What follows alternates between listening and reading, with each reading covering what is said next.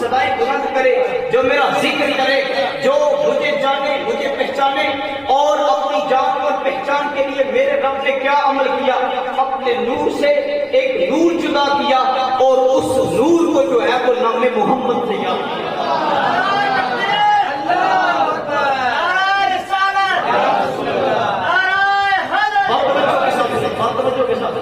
اب پہلی خوشی کس نے منائی؟ اللہ نے۔ پہلی خوشی کس نے منائی؟ اللہ نے۔ جناب آدم کو جب بنایا گیا اور پھر منع کیا گیا کہ تم نے اس درخت کے قریب نہیں جانا، اللہ رب العالمین نے پھر اس کے بدلے میں کیا کیا؟ جناب آدم اور ہمارے اما جان حضرت مائی حوا کو آسمان سے زمین پہ اتار دیا۔ کئی صدیاں بیت گئی، کئی سال بیت گئے، اور جناب آدم جب رو رو کر اللہ سے معافی مانگ رہے ہیں، لیکن رب معاف نہیں کر رہا۔ ایک دن خیال آیا کیوں نہ اس نام کا وسیلہ ڈالا جائے کہ جو نام رب نے عرش میں اپنے نام کے ساتھ لکھا ہے۔ پھر جب جناب آدم نے پیشانی سجدے میں رکھی اور پھر وسیلہ دیا، یا اللہ تجھے وسیلہ دیتا ہوں نام محمد کا، جو آدم اور اس کی بیوی سے بھول ہوئی، جو بھول خطا ہو گئی، مالک محمد کا وسیلہ ڈال کے تجھ سے معافی مانگو، معاف کر۔ میرے رب نے فوراً معاف کر دیا۔ لوگ پوچھتے ہیں کہ خوشی کس کس نے منائی؟ مجھے بتاؤ، جب کسی کے بیٹے کو جیل ہو جائے، بیٹا جیل سے آزاد ہو، خوشی ہوتا ہے کہ نہیں ہوتی؟ جناب آدم جس وقت جو ہے وہ خطا کی معافی رب نے دی، جناب آدم کو خوشی ہوئی کہ نہیں ہوئی؟ لیکن وہ خوشی کس نام کی وجہ سے؟ نام محمد صلی اللہ علیہ وسلم کی وجہ سے۔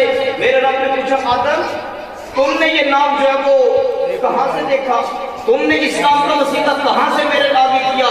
تو جناب آدم عرض کرتے ہیں مالک جس وقت تو نے مجھے بنایا تھا اور پھر میرے اندر روح پھوٹی تھی، میں نے جب اپنی نگاہ یوں اٹھائی عرش اللہ کی طرف دیکھا تو میں نے تیرے نام کے ساتھ لکھا ہوا دیکھا تھا، لا الہ الا اللہ محمد رسول اللہ۔ مالک میں نے اپنے دل میں خیال کیا کہ جس کا نام اللہ نے اپنے نام کے ساتھ لکھا ہے وہ یقینی طور پہ پوری کائنات کے اندر اللہ کو سب سے زیادہ پیارا ہے۔ یا اللہ آج میں نے اس نام کا وسیلہ ڈال کے تیری بارگاہ میں دعا کی، تو نے میری خطا کو معاف۔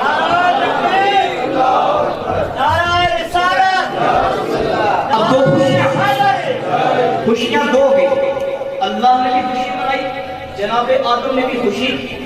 جناب ابراہیم کو آگ میں ڈالا گیا، آپ کا کام کیا ہے؟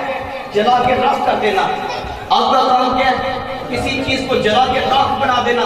لیکن جناب ابراہیم کو آگ جلا نہیں سکی، جلانا تو دور کی بات ہے، جناب ابراہیم کے جسم کا ایک بال بھی نہیں جلا سکی۔ اب لوگ کہیں کہ وہ ابراہیم تھے، نبی تھے، اس لیے آپ نے سر نہیں کیا۔ میں نے کہا آپ دو وجہ بتاتا ہوں۔ ایک وجہ یہ کہ جناب ابراہیم اللہ کے نبی، اور اس وجہ سے آپ جو ہے وہ ابراہیم کو نہیں چھو سکی۔ اور آپ مجھے بتاؤں انسان کو انسان آج نے بھی خوشی منائی ہے میرے نبی کے نور کی، آج نے بھی خوشی منائی ہے میرے نبی کے دنیا میں آنے کی۔ مجھے لوگ پوچھنے لگے وہ کس طرح جناب محترم چشتی صاحب بتاؤ تو صحیح۔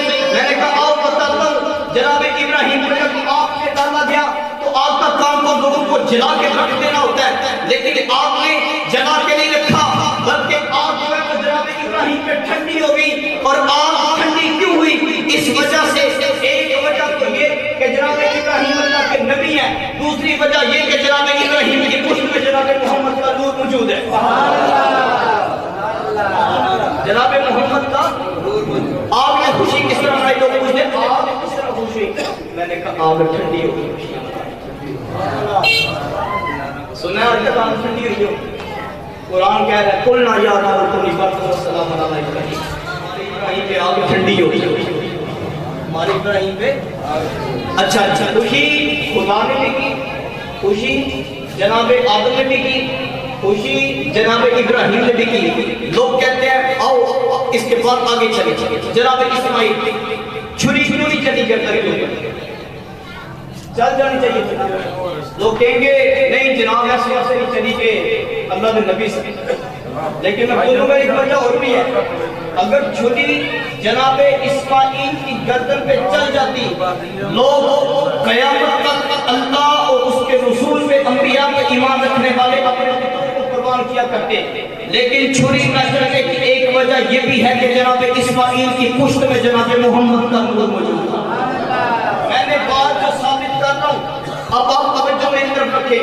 خدا نے بھی خوشی منائی، جناب آدم نے خوشی منائی، جناب ابراہیم کے اوپر جو جس آگ کے اندر آپ کو پھینکا گیا وہ آگ ٹھنڈا ہو کے خوشی منا لی ہے، اور وہ چھری جو جناب اسماعیل کی گردن پہ چلائی گئی وہ گردن نہ کاٹ کے، اس وجہ سے کہ ایک تو اسماعیل اللہ کے نبی ہے اور دوسرا اسماعیل کی پشت میں محمد کا نور محفوظ ہے، اس وجہ سے وہ چھری کی خوشیاں منا۔ نعرہ تکبیر، نعرہ رسالت، نعرہ حیدر، اس کے وسیلے سے انہوں نے خوشی منائی۔ جناب ابراہیم پہ آگ ٹھنڈی ہو گئی، ابراہیم نے بھی خوشی منائی اور اس آگ نے بھی خوشی منائی۔ جناب اسماعیل کی گردن پہ چھری نہ چلی، پھر جناب ابراہیم نے بھی خوشی منائی، جناب اسماعیل نے بھی خوشی منائی، رب کا شکر ادا کیا کہ چھری نہیں چلی اور رب کے شکر میں سجدے میں گر گئے، اور پھر اس چھری نے بھی خوشی منائی۔ اور پھر جب جناب عبداللہ جو جناب رسول کریم صلی اللہ علیہ وسلم کے والد گرامی ہیں، جب بار بار قرہ ان کے نام پہ نکلتا تھا، بار بار قرہ ان کے نام پہ نکلتا تھا، تو پھر جو وہ 100 اونٹوں کی فال ڈالی گئی، قرہ جناب عبداللہ کے نام نہیں نکلا، 100 اونٹوں کے نام پہ نکلا، ورنہ قربان تو عبداللہ کو کیا جانا تھا۔ لیکن عبداللہ قربان کیسے ہو سکتے تھے جن کی پیشانی کے اندر محمد کا نور چمک رہا تھا؟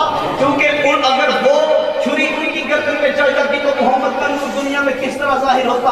محمد کے نور کی حفاظت اللہ نے اس طریقے کے ساتھ کی کہ جناب عبداللہ حضور کے جو والد گرامی ہیں ان کے بدلے میں قرہ جو ہے وہ 100 اونٹوں کا نکال دیا، 100 اونٹ قربان کر دیے گئے جناب عبداللہ کو محفوظ رکھ کے میرے رب نے پھر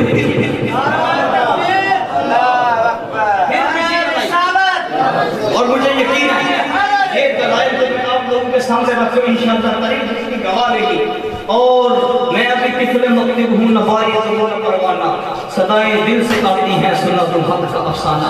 بات بھی یہ کہ میں تو کل کا طالب علم ہوں، لیکن مجھے اس بات پہ یقین ہے کہ آپ نے ایسے دلائل نہیں سنے ہوں گے کہ ایسے دلائل کے ساتھ کسی نے میرے نبی کا میلاد ثابت کیا ہو، خوشی منانی ثابت کی ہو۔ اب آپ خوشی کا طریقہ بدل گیا، آج خوشی کا طریقہ کیا سنیں۔ جناب حضرت عباس رضی اللہ عنہ حضور کے چچا بیمار ہو گئے، آپ کی والدہ نے منت مانی کہ اگر میرا بیٹا جو ہے وہ تندرست ہو گیا تو میں کعبے کا غلاف تبدیل کروں گی۔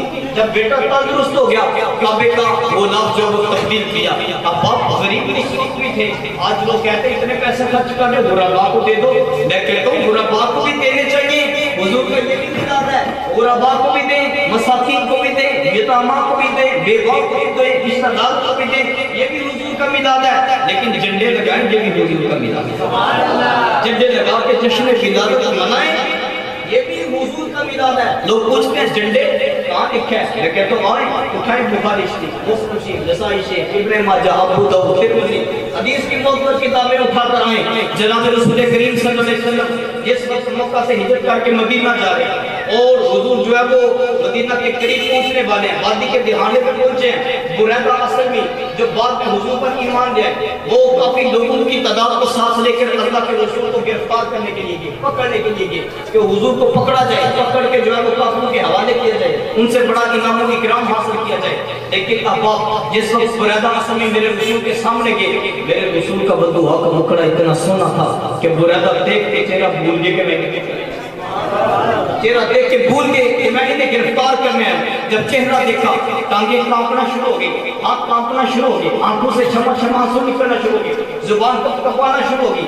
اللہ کے رسول کی بارگاہ میں آگے بڑھے، عرض کرتے ہیں حضور آیا تو تھا آپ کو قید کرنے، لیکن یا رسول اللہ آپ کا چہرہ دیکھا، آپ کی محبت نے بریدہ اسلمی کو حضور آپ کا قید کیا۔